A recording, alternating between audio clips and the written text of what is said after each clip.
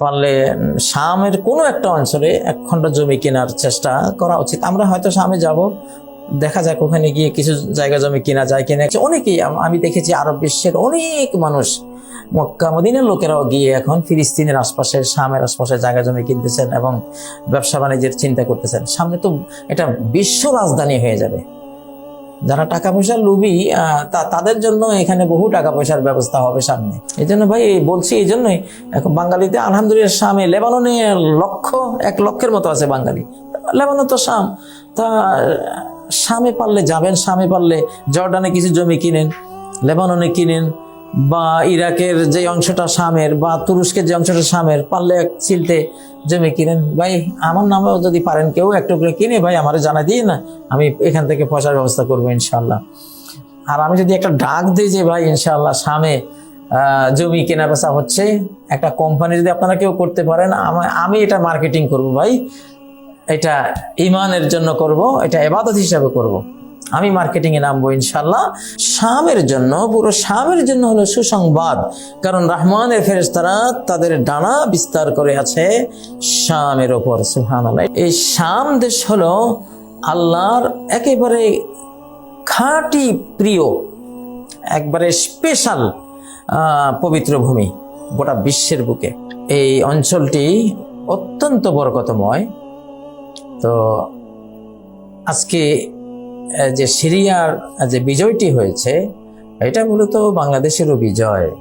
বাংলাদেশের ফেসিবাদ যেভাবে বিদায় হয়েছে, বাংলাদেশি স্টাইলেই সিরিয়ার ফেসিবাদও দূর হয়েছে, পালিয়ে গেছে। এটা বাংলাদেশি স্টাইল। তো শাম এটা সারা বিশ্বের বুকে আল্লাহ তাআলার প্রিয় পবিত্র ভূমি, বরকতময় ভূমি। আল্লাহর ফেরেশতারা এই শামের উপরে সবসময় ডানা বিস্তার করে থাকেন। তো এই শাম কেন্দ্রিক আগামী বিশ্ব শাসন হবে মুলকে শাম। শামের যে ফিলিস্তিন বাইতুল মুকাদ্দাস মসজিদটি আছে, এটা হবে রাজধানী ইমাম মাহদী আলাইহিস সালামের, এবং এটা হবে রাজধানী হযরত ঈসা আলাইহিস সালামের। তখনকার গোটা পৃথিবী এই বাইতুল মুকাদ্দাস থেকেই শাসিত হবে, নিয়ন্ত্রিত হবে। আল্লাহ তাআলার যেই রাজ খেলাফত, মুহাম্মদ সাল্লাল্লাহু আলাইহি সাল্লামের নবুয়তের স্টাইলে, নবুয়ত পদ্ধতির যে খেলাফা, সর্বশেষ খেলাফা, রহমত বরকতে ভরা যে খেলাফত, সেটা এখান থেকেই পরিচালিত হবে। এই জন্যই সূরা বনী ইসরাঈলের একেবারে প্রথম আয়াতেই আল্লাহ তাআলা ইঙ্গিত দিয়েছেন এটার, মিনাল মসজিদিল হারাম ইলাল মসজিদিল আকসা। আল্লাহ তাআলা তার নবীকে সফর করিয়েছেন 900 সফরে, মসজিদে হারাম থেকে মসজিদে আকসা অর্থাৎ বাইতুল মুকাদ্দাস পর্যন্ত। তো মসজিদে হারাম থেকে মসজিদে আকসা পর্যন্ত, যেন এই উম্মতের সূচনাটা হয়েছে মসজিদে হারামে, ইসলামের প্রথম যুগে, এবং ইসলামের শেষ যুগটা অতিবাহিত হবে এই মসজিদে আকসার মধ্যে। এই কেন্দ্রিক, এই অঞ্চল কেন্দ্রিক ইসলামের শৌর্য বীর্য, এর বিশ্ব শাসন, গোটা পৃথিবী শাসন এখান থেকে হবে। সেটাই যেন এই আয়াতের মধ্যে, সূরা বনী ইসরাঈলের একেবারে প্রথম আয়াতের মধ্যে আল্লাহ ইঙ্গিত দিলেন। আচ্ছা, তো এখানে আজকে আমি কয়েকটি হাদিস নিয়ে আসছি। প্রথম হাদিসটি হলো আহলুশ শামে সাউতুল্লাহি ফিল আরদ। শামবাসীরা অর্থাৎ যে কয়টা দেশ, ফিলিস্তিন, জর্ডান, লেবানন, সর্বশক্তিমান আল্লাহ তাআলার বেত, কঠিন জিনিস, এগুলো দিয়ে, এদেরকে দিয়ে আল্লাহ বেতাবেন, বেত্রাঘাত করবেন।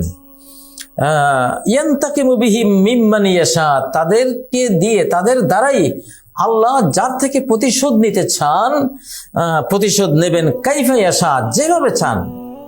পরিকল্পনা আকাশে হবে, জমিনের কোনো পরিকল্পনা না, আকাশের পরিকল্পনা। শামবাসী অর্থাৎ ফিলিস্তিনবাসী, জর্ডান, লেবানন, সিরিয়া, ইরাকের অংশবিশেষ, কুর্দিস্তানের অংশবিশেষ, তুরস্কের অংশবিশেষ, এই পুরো অঞ্চলের অধিবাসীদেরকে দিয়ে আল্লাহ মার খাওয়াবেন গোটা পৃথিবীর যাদের থেকে তিনি মার খাওয়াতে চান। এখন ইসরায়েলিরা মার খাচ্ছে, তাদের অবস্থা এখন একেবারে করুণ। ওদের রাষ্ট্র ভেঙে যাওয়ার উপক্রম, ভেঙে যাবেও, মার খাচ্ছে। মারটা আমরা বাহ্যিক দেখছি যে ফিলিস্তিনিরা দিচ্ছে, আসলে আল্লাহ দিচ্ছেন মারটা। এই মারের পিছনে মূল শক্তি এবং পরিকল্পনা আল্লাহ তাআলার। উনি মার খাওয়াচ্ছেন। যতই ওনার যারা বান্দা বান্দি, ওনার যারা সোলজার, তাদের অস্ত্র যতই দুর্বল থাকুক, ওনার নির্দেশে দুর্বলটাই বিরাট শক্তিধর উইপন্সে পরিণত হয়, অস্ত্রে পরিণত হয়। সেটা আকাশ থেকে নিয়ন্ত্রিত, ছোট কথা না, এটা বিশাল একটা বিষয়। তো যেই ইসরায়েলি রাষ্ট্র ওখানে এসছে, তারা মার খেতে এসছে। শামবাসীর মায়ের তাদের কপালে লেখা ছিল, সেই জন্য সারা পৃথিবী থেকে তারা ওখানে হাজির হয়েছে। কপালে মার থাকলে এরকমই হয়। আমাদের ভারত থেকেও অনেকে যায় ওখানে মার খাওয়ার জন্য, যায় তো ওদেরকে সহায়তা করার জন্য, কিন্তু খেয়ে আসে মার। কপালে মার আছে, কি করবেন? আমেরিকানরা যায়, ওরাও মার খাওয়ার জন্য যায়। রাশিয়ানরা আসে, ওদেরও কপালে মার আছে। আরো যারাই যাবে ওখানে কপালে মার আছে, কারণ সৃষ্টিকর্তা able to do all things, ইন্নাহু আলা কুল্লি শাইইন কাদির, সর্ব বিষয়ে সর্বশক্তিমান। তিনি মার দিতে চাইলে তিনি মরুভূমিতেই মহা বন্যা বয়ে দিতে পারেন। তিনি চাইলে আবার সাগর বুকে বিশ্ব রোড তৈরি করে দিতে পারেন। তিনি চাইলে আগুনকে গলে গুলজার বানিয়ে দিতে পারেন। কি না পারেন তিনি? তো সেই শক্তিধর, মহাশক্তিধর, অনন্ত শক্তিধর সৃষ্টিকর্তা যখন এখানে সাথে আছেন, সব তো ওনারই। আমাদের কি আছে? আমরা হলাম লা হাওলা ওয়ালা কুওয়াতা ইল্লা বিল্লাহ। আমার না কোনো বিপদ দূর করার ক্ষমতা আছে, না কোনো সম্পদ আহরণের আমার শক্তি আছে আল্লাহ ছাড়া। যা আমার শক্তি আল্লাহকে দিয়ে। তো এখানে আসলে যারাই যাচ্ছে, মার খেতে যাচ্ছে, তাদের কপালে মার আছে। হয়তোবা এখন আপনারা পুরোপুরি বুঝতেছেন না, এখন বাহ্যিক মনে হচ্ছে শুধু এক ছেটিয়ে ওরা মার দিচ্ছে। না, এখানে মার যারাই যাবে ওরা মার খাবে। চূড়ান্ত সামনে আসতেছে সেই পরিণতি, সিরিয়াস পরিণতি সামনে আসবে। এই হাদিসটির লাস্টের অংশ হলো হারামুন আলা মুনাফিকিহিম আন ইয়াজহারু আলা মুমিনিহিম। এখানে শামবাসীদের মধ্যে যারা মুনাফিক, এরা কোশ্চিন কালেও মুমিনদের উপরে তারা বিজয়ী থাকতে পারবে না। থাকতে পেরেছে আজ কত বছর থেকে লড়াই আর লড়াই চলছে, জয় নাই। অশান্তির মধ্যে তারা ডুবে আছে, অত্যাচার করছে। মুমিনরা তাদের হাতে মার খেয়ে শহীদ হয়ে যাচ্ছে, কিন্তু তারা শান্তিতে নেই, তারা বিজয়ী অবস্থায় নেই। তারা কোণঠাসা এবং যুদ্ধরত, অশান্তির আগুনে জ্বলে পড়ে ছাই হচ্ছে প্রতি সেকেন্ডে। আর এখন তো মার খেলই চূড়ান্ত মার। ওয়ালা ইয়ামুতু ইল্লা হাম্মান ওয়া গায়জান ওয়া হুজনান। এবং ওই মুনাফিকরা মরবে দুঃখে এবং আক্রোশ নিয়ে এবং দুশ্চিন্তা নিয়ে, ওদের কপালে এটা আছে। হাদিসটি ইমাম আহমদ ইবনে হাম্বল তার আল মুসনাদ গ্রন্থে বর্ণনা করেছেন, 16109 নম্বর হাদিস। ইবনে আবি আসিম তার আহাদ আল মাসানি গ্রন্থে বর্ণনা করেছেন 1048 নম্বর হাদিস হিসাবে। ইমাম তাবারানী আল মুজাম আল কাবির বর্ণনা করেছেন 4163 নম্বর হাদিস হিসাবে। হাদিসটি একেবারে সহিহ হাদিস। তারপর আরেকটি যেটা হাদিস, যেটা আমাদের বাংলাদেশিদেরও এখানে বিষয় আছে চিন্তার বা প্রস্তুতির, পারলে শামের কোনো একটা অঞ্চলে এক খণ্ড জমি কেনার চেষ্টা করা উচিত। আমরা হয়তো শামে যাব, দেখা যাক ওখানে গিয়ে কিছু জায়গা জমি কেনা যায় কিনা, কারণ যেতে তো হবে, ওটা তো হাসরের মাঠ। আজ হোক কাল হোক একদিন তো শামে যেতে হবে। ওখানে বিচার, ওখানে শেষ জামানার যে আগুনটা বের হবে সারা বিশ্ব থেকে মানুষদেরকে ধাক্কিয়ে নিয়ে যাবে সেদিকে। তো সে আগুনের দ্বারা ধাবিত বিতাড়িত হয়ে যাব কেন, আগে ভাগে একটু যাওয়ার চেষ্টা করাই তো ভালো। নবী সাল্লাল্লাহু আলাইহি ওয়াসাল্লাম বলেন সাতাখরুজু নারুন মিন হাদারামাউত, ইয়ামানের হাদারামাউত শহর থেকে একটি আগুন বের হবে। আও মিন নাহবে বাহরে হাদারামাউত, অথবা হাদারামাউতের সাগরের দিক থেকে বের হবে। ক্বাবলা ইয়াউমিল কিয়ামা, কিয়ামতের আগে। কিয়ামতের 10টি যে আলামত আছে, এগুলি একটা হলে পরপর সব 10টাই বেরিয়ে আসবে, খুব নিকটে, এগুলো খুব বেশি দূরে না। তো তাহসুরুন নাস, এগুলো এই আগুনটা বের হবে, মানুষদেরকে গ্যাদারিং করাবে, সমবেত করাবে। কল ইয়া রাসূলুল্লাহ, সাহাবীরা বলে ইয়া রাসূলুল্লাহ, তাহলে আপনি কি বলেন, আমাদের কি করা উচিত? সামনে তো তাহলে আগুন এসে আমাদেরকে বিতাড়িত করে নিয়ে যাবে, নিজেদের ঘর বাড়ি ছেড়ে। এই যে আজকে ভারত বলেন, যে ভারত নিয়ে আমাদের বিরুদ্ধে কত যুদ্ধ বিগ্রহ, হামাহামি, হুমকি ধমকি, এই যে আরাকান, তারপরে কত রকমের যাই আছে, এগুলি একটাও আর জনমানব থাকবে না। আগুন এসে সবাইকে বিতাড়িত করে শামের দিকে নিয়ে যাবে। যে যেতে চাইবে না তাকে পুড়িয়ে ফেলবে। তো হার রেখো না, তাকে আগুন পুড়িয়ে দিবে, না যেতে কোনো উপায় নেই। তো সাহাবীরা জিজ্ঞাসা করেন, ইয়া রাসূলুল্লাহ, তাহলে আমরা কি করব? কল আলাইকুম বিশাম, আগে ভাগে শামে গিয়ে থাকো। এই জন্য বললাম বাংলাদেশ আর শামের তো বিজয়ের মধ্যে একটা সিমিলারিটি আমরা পেলাম, প্রায় একই স্টাইলে দুইটাই বিজয় হয়েছে। অতএব এখন শামের দিকে একটু চিন্তা আমাদের করতে হবে, দেখা যাক ওইদিকে জায়গা জমি কিছু পাওয়া যায় কিনা। আমরা হয়তো যাবো সেদিকে, একটা আস্তানা করা যায় কিনা। বাংলাদেশের জন্য এত মানুষ হেঁটে হেঁটে কেমনে যাবেন, বা কি বাহনে চড়ে যাবেন? আগে ভাগে ভাই একটু ব্যবস্থা রাখেন। আচ্ছা, এটি হাদিসটি ইমাম তিরমিজি বর্ণনা করেছেন, হাদিস নাম্বার 2217। এই হাদিসটি মুসনাদ আহমদের মধ্যে রয়েছে, হাদিস নাম্বার 4536 এবং 5376 নম্বর, 5738 নম্বর মুসনাদ আহমদের মধ্যে বিভিন্ন ভাবে এসেছে। ইমাম ইবনে আবি শাইবা এই হাদিসটি বর্ণনা করেছেন, হাদিস নাম্বার 37320 নম্বর। আবু ইয়ালা তার আল মুসনাদ গ্রন্থে বর্ণনা করেছেন 5551 নম্বর। হাদিসটি সহিহ। আচ্ছা, তারপরে আরেকটি হাদিস যেটা আমি একটু আগে বলেছি, তুবা লিশ-শামি ইন্না মালাইকাতার রহমানে বাসিতাতুন আজনিহাতাহা আলাশ শাম, শামের জন্য, পুরো শামের জন্য হলো সুসংবাদ, কারণ রহমানের ফেরেশতারা তাদের ডানা বিস্তার করে আছে শামের উপর। সুবহানাল্লাহ। এটি ইমাম তিরমিজি বর্ণনা করেছেন, হাদিস নাম্বার 3954। মুসনাদ আহমদে বর্ণিত হয়েছে 21647 নম্বর, এবং ফাদাইলুস সাহাবা গ্রন্থে বর্ণনা হয়েছে 1728 নম্বর হাদিস। হাদিসটি সহিহ, কোনো সন্দেহ নেই। আচ্ছা, তারপরে আরেকটি হাদিস রয়েছে, আরেকটি হাদিস হলো যেটা নবী সাল্লাল্লাহু আলাইহি সাল্লাম বলেছেন, আশ-শামু সাফওয়াতুল্লাহি মিন বিলাদি, গোটা পৃথিবীর মধ্যে এই শাম দেশ হলো আল্লাহর একেবারে খাঁটি প্রিয়, একবারে স্পেশাল পবিত্র ভূমি গোটা বিশ্বের বুকে। ইয়াজতাবি সাফওয়াতাহু মিন ইবাদি, আল্লাহ তাআলা তার শামটা যেমন গোটা পৃথিবীর মধ্যে স্পেশাল আল্লাহর প্রিয় পবিত্র ভূমি, ঠিক আল্লাহর স্পেশাল প্রিয় বান্দাদেরকে আল্লাহ এর শামের দিকে নিয়ে যাবেন সামনে শেষ জামানায়। এখন তো সেই সময় চলছে। অনেকেই আমি দেখেছি আরব বিশ্বের অনেক মানুষ, মক্কা মদিনার লোকেরাও গিয়ে এখন ফিলিস্তিনের আশপাশে, শামের আশপাশে জায়গা জমি কিনতেছেন এবং ব্যবসা বাণিজ্যের চিন্তা করতেছেন। সামনে তো এটা বিশ্ব রাজধানী হয়ে যাবে। যারা টাকা পয়সার লোভী তাদের জন্য এখানে বহু টাকা পয়সার ব্যবস্থা হবে সামনে। তবে ভাই বিপদ আছে, যত বড় বড় মহাযুদ্ধ, বিশ্বযুদ্ধ, মালহামাগুলি সব ওখানে হবে। হিসাব নিকেশ করে যাবেন আর কি।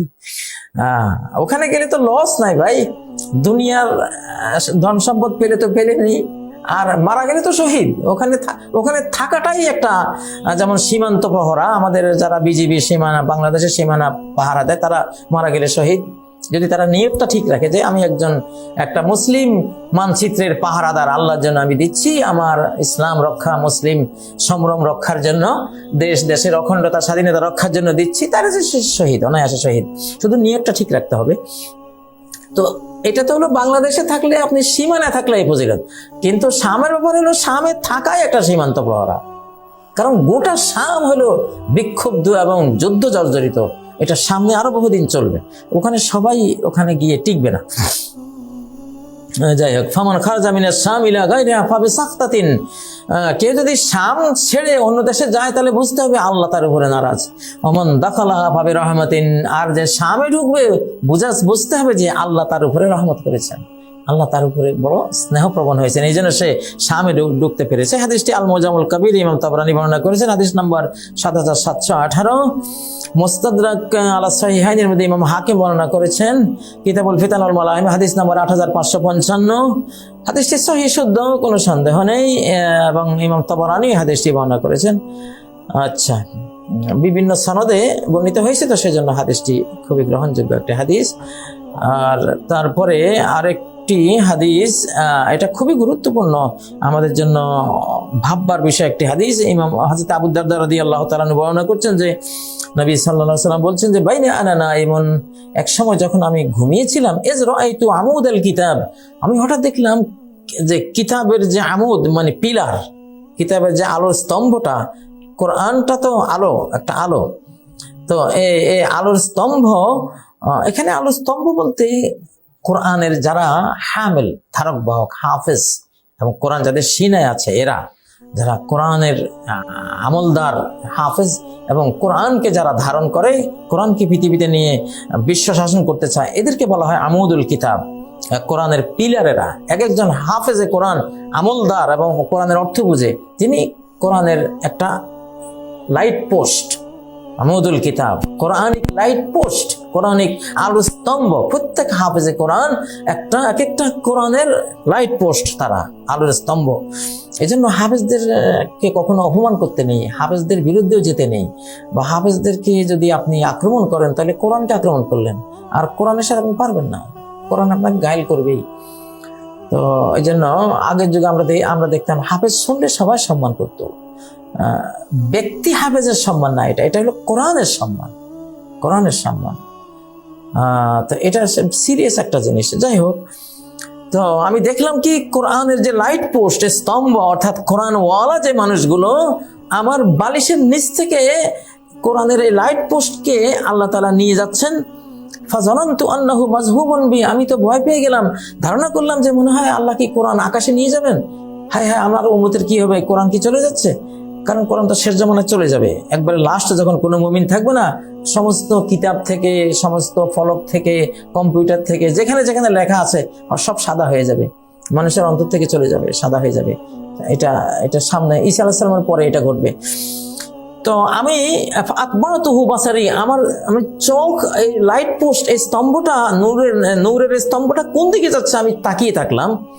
ফাউমিদা বিহি ইলা শাম, দেখলাম যে এটা শামে এসে নেমেছে, কোরআনের লাইট পোস্ট, স্তম্ভটা, অর্থাৎ কোরআন ওয়ালারা শামে এসে জায়গা করে নেবে, এটা আমি বুঝলাম। আলা ওয়া ইন্নাল ঈমানা হিনা তাকাউল ফিতানু বিশ-শাম, তাহলে জেনে রাখো আমার উম্মত, যখন পাপাচারে গোটা পৃথিবী ছেয়ে যাবে, ফিতনা ফাসাদে ভরে যাবে, তখন ঈমান শামে থাকবে, কারণ কোরআন ওখানে, কোরআন যেখানে ঈমান সেখানে। এই জন্য আমি দেখেছি আসলে এমনকি মক্কা মদিনার আলেমদের বক্তৃতার চেয়েও শামের আলেমদের বক্তৃতা শুনলে অনেক ঈমান বৃদ্ধি পায়, অনেক ইমানি খোরাক পাওয়া যায়, গভীর কোরআনিক জ্ঞান, হাদিসের জ্ঞানগুলো পাওয়া যায় শামের ওলামায়ে কেরাম। কারণ তারা ভুক্তভোগী, তারা যোদ্ধা, আজন্ম যোদ্ধা, 24 ঘন্টা তারা যোদ্ধা।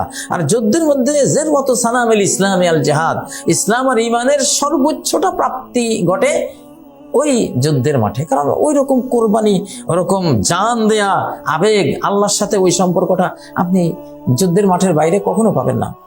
তো সেজন্যই শামের এত বড় গুরুত্ব রয়েছে ইসলামের মধ্যে। এই হাদিসটি ইমাম আহমদ বর্ণনা করেছেন তার আল মুসনাদে 21781 নম্বর হাদিস, এবং মুসনাদ আশ-শামিয়ীনের মধ্যে বর্ণিত হয়েছে 1198 নম্বর হাদিস হিসেবে।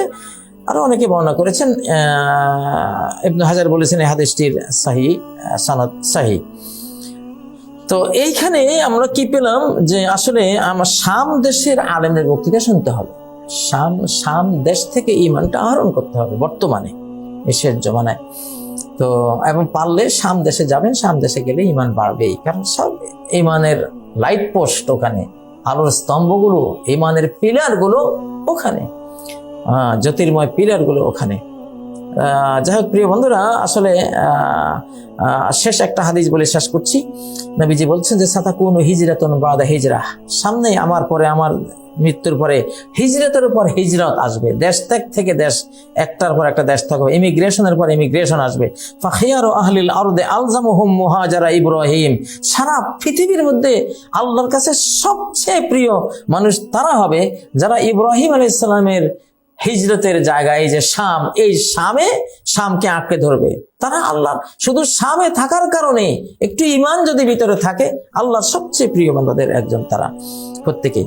ওয়ায়াবকা ফিল আরদি শিরারু আহলিহা, শামের বাইরে থাকবে নিকৃষ্ট আল্লাহর বান্দা বান্দিরা, তারা আল্লাহর কাছে নিকৃষ্ট।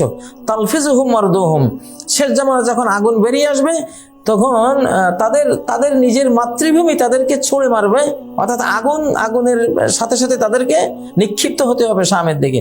তাকাজারুহুম নাফসুল্লাহ, যারা শামের সাথে কোনো সম্পর্কই নেই, শামে একটু যেতেও চায় না, যাওয়ার কোনো চেষ্টা নাই, এদেরকে আল্লাহর মন ঘৃণা করে।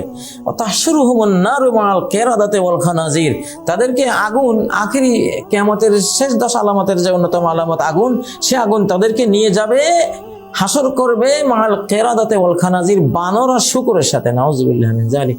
এই জন্য ভাই বলছি, এই জন্যই এখন বাঙালিতে আলহামদুলিল্লাহ শামে লেবাননে 1 লক্ষের মতো আছে বাঙালি। লেবানন তো শাম, তা শামে পারলে যাবেন, শামে পারলে জর্ডানে কিছু জমি কিনেন, লেবাননে কিনেন, বা ইরাকের যে অংশটা শামের, বা তুরস্কের যে অংশটা শামের, পারলে এক চিলতে জমি কিনেন। ভাই আমার নামেও যদি পারেন কেউ একটু করে কিনে, ভাই আমারে জানা দিয়ে না, আমি এখান থেকে পয়সার ব্যবস্থা করবো ইনশাল্লাহ। আর আমি যদি একটা ডাক দিই যে ভাই ইনশাল্লাহ শামে জমি কেনা বেচা হচ্ছে, একটা কোম্পানি যদি আপনারা কেউ করতে পারেন, আমি এটা মার্কেটিং করব ভাই, এটা ইমানের জন্য করব, এটা ইবাদত হিসাবে করব, আমি মার্কেটিং এ নামবো ইনশাল্লাহ।